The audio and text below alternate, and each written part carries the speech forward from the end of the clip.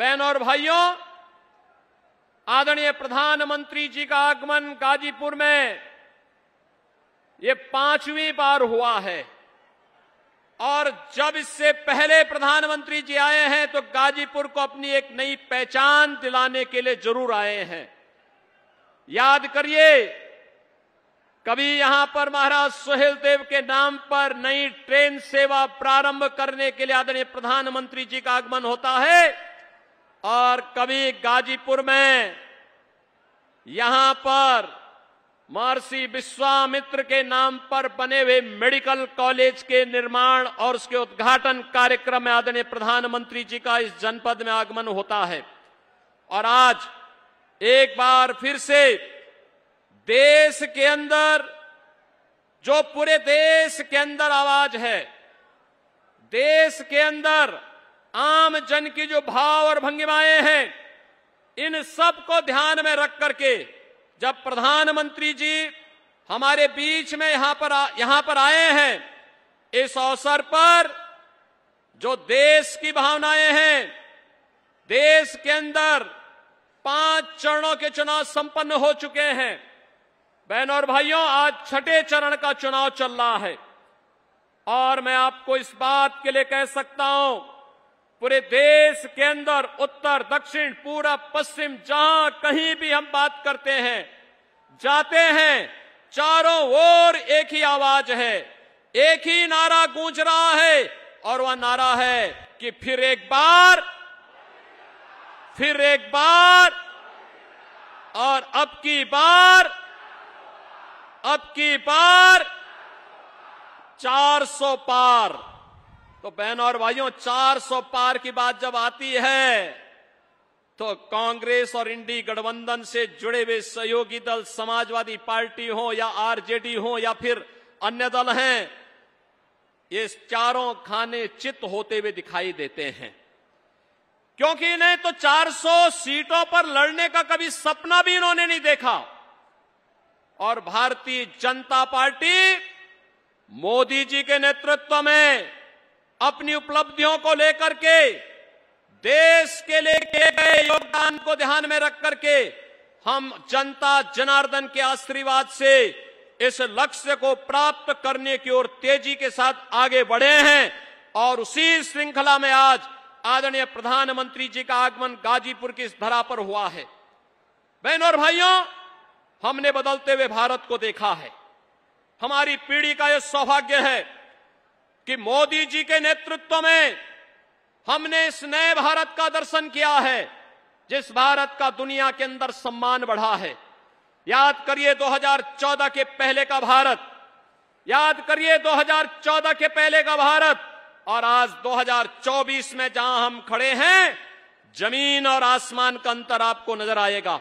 2014 के पहले के भारत में अविश्वास का वातावरण था, दुनिया के अंदर पहचान का संकट था, दुनिया हमें सम्मान की निगाहों से नहीं देख रही थी। लेकिन आज जब 2024 में हम लोग हैं, आज बहनों और भाइयों, पहचान का संकट नहीं बल्कि पूरी दुनिया सम्मान की दृष्टि से भारत को देखती है।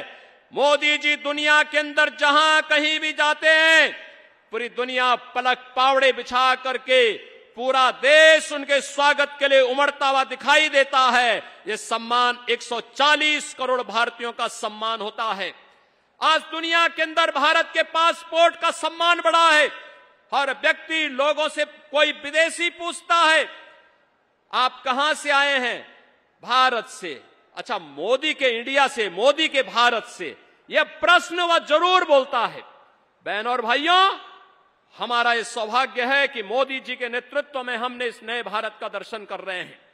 दुनिया में सम्मान बढ़ा है, देश की सीमाएं सुरक्षित हुई हैं। याद करिए, पहले घुसपैठ होती थी, आतंकी वारदातें होती थी। सुबह की शुरुआत एक नए घोटाले से, एक भ्रष्टाचार से, और सायंकाल होते होते एक नया धमाका, आतंकी घटनाएं घटित होती थी। लेकिन आज आतंकी वारदात नहीं होती है, आज तो बहन और भाइयों, कहीं जोर से पटाखा फट जाए तो पाकिस्तान पहले सफाई देते हुए बनता है, कहता साहब मेरा हाथ नहीं है, क्योंकि इसे मालूम है ये नया भारत है, छेड़ता नहीं है। लेकिन अगर कोई छेड़ता है तो फिर उसको छोड़ता भी नहीं है। और इसीलिए एक तरफ सुरक्षित भारत, आतंकवाद से मुक्त भारत, वही दो लड़कों की जोड़ी फिर अनर्थकारी जोड़ी आ गई है।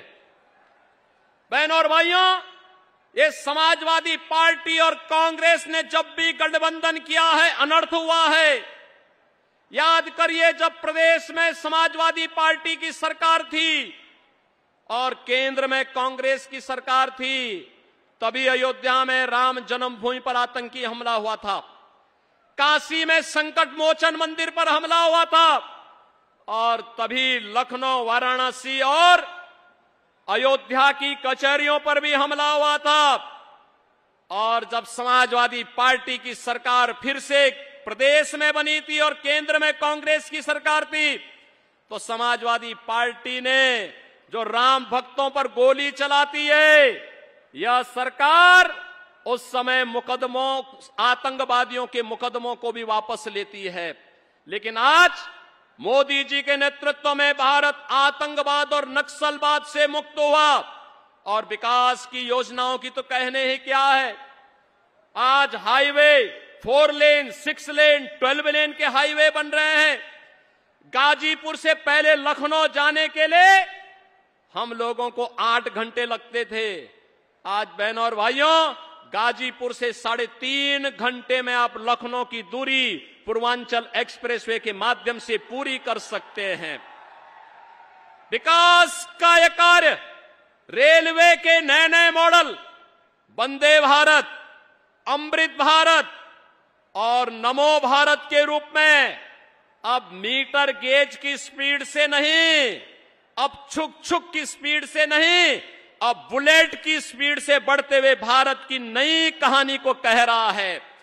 बहनों और भाइयों, AIIMS, IIT, IIM, NIT, triple IT, world class university का एक सौगात, और 1 डिस्ट्रिक्ट 1 मेडिकल कॉलेज में आपके गाजीपुर में कोई कल्पना करता था मेडिकल कॉलेज होगा, आज तो गाजीपुर का अपना मेडिकल कॉलेज है। हम सबको गौरव की अनुभूति आज इस पर करनी चाहिए। बहनों और भाइयों, यही गंगा मैया बगल से बह रही है। प्रधानमंत्री मोदी जी जब काशी से चुनाव लड़ने के लिए आए, तो उस समय मोदी जी ने कहा था, मैं आया नहीं हूं, ना मुझे किसी ने बुलाया है, मुझे तो मां गंगा ने यहां पर सेवा का एक अवसर दिया है। और अविरलता और गंगा, आज आप देखेंगे गंगा की अविरलता और निर्मलता हम सबके लिए एक मानक बना हुआ है। बहनों और भाइयों, एक तरफ यह कार्य और दूसरी तरफ गरीबों के लिए जो योजनाएं आज देश के अंदर लागू हुई हैं, उत्तर प्रदेश सर्वाधिक लाभ लेने वाला राज्य है, क्योंकि आदरणीय प्रधानमंत्री जी के मार्गदर्शन और नेतृत्व में यह हमारा सौभाग्य है कि मोदी जी उत्तर प्रदेश से हमारा प्रतिनिधित्व करते, देश का प्रतिनिधित्व करते हैं। उत्तर प्रदेश के काशी से सांसद हैं, चाहे वह राशन की फ्री स्कीम, याद करिए भारत के अंदर 80 करोड़ लोग फ्री में राशन की सुविधा का लाभ प्राप्त कर रहे हैं, और पाकिस्तान में 23 करोड़ की आबादी भूखों मर रही है। जितनी पाकिस्तान की आबादी है, उससे बड़ी आबादी पिछले 10 वर्ष में भारत के अंदर गरीबी रेखा के उबर करके खुशहाल जीवन जी रही है। ये एक नई प्रगति का माप है। आज प्रधानमंत्री मोदी जी ने देश के अंदर, चाहे वह आयुष्मान भारत की योजना के माध्यम से हर गरीब को, लगभग 60 करोड़ गरीबों को प्रतिवर्ष 5 लाख रुपए का आयुष्मान कार्ड की सुविधा दी है।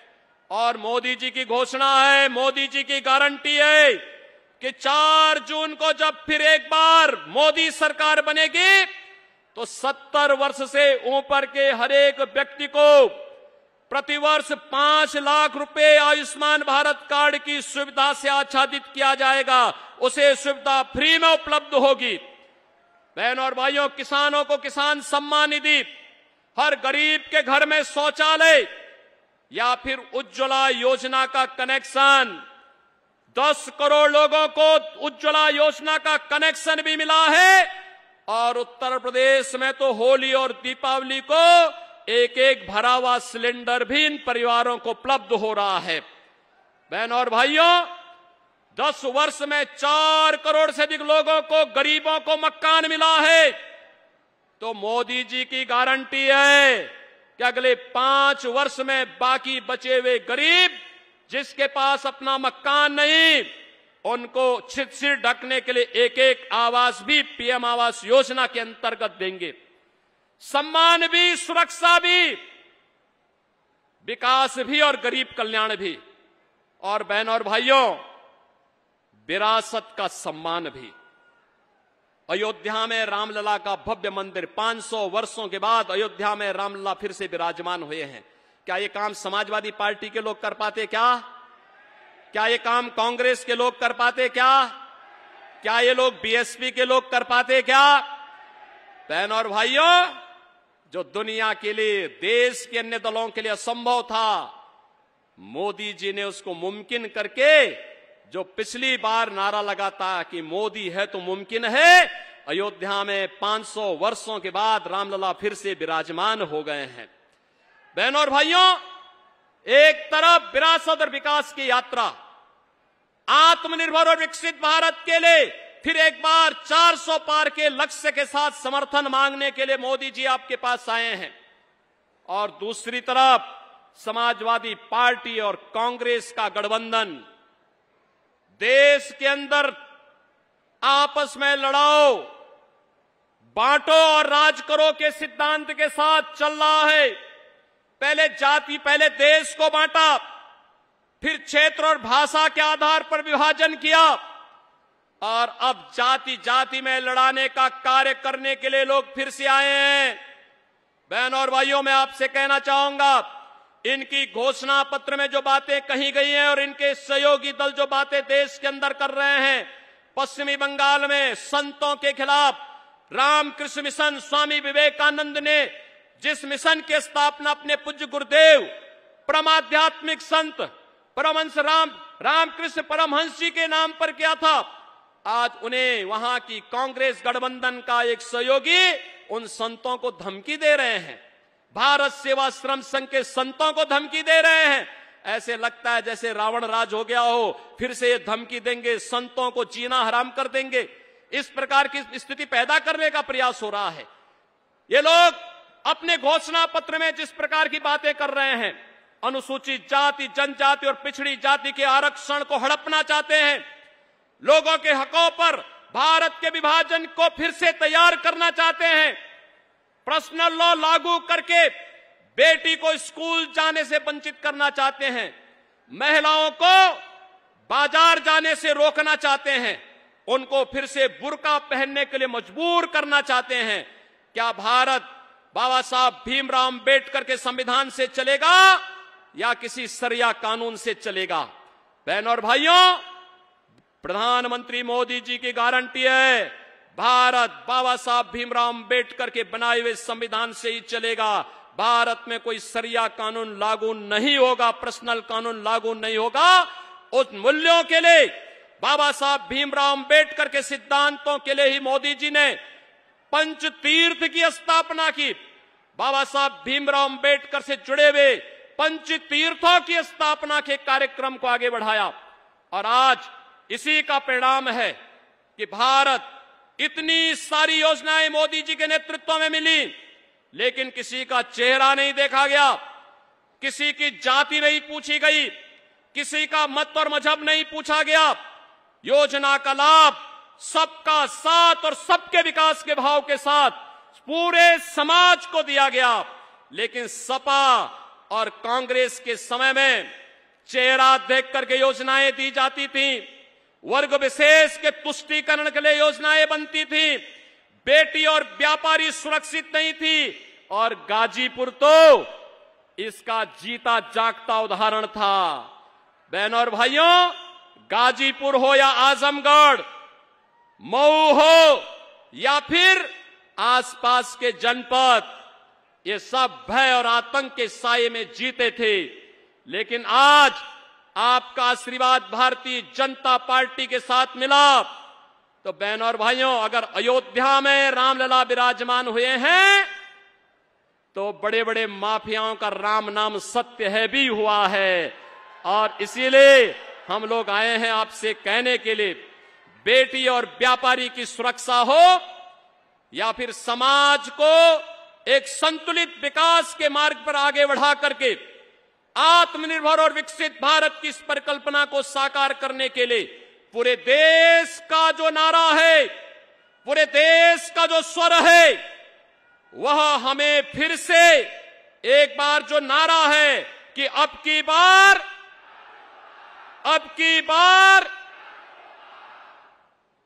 400